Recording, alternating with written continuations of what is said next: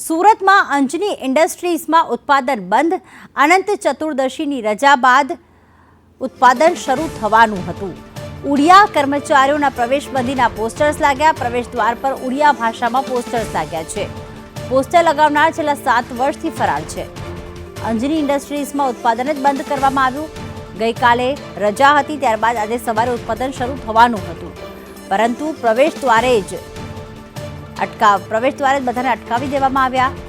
આગળ વર્ષોની જેમ ધમકી ભર્યા પોસ્ટર્સ લગાવવામાં આવ્યા.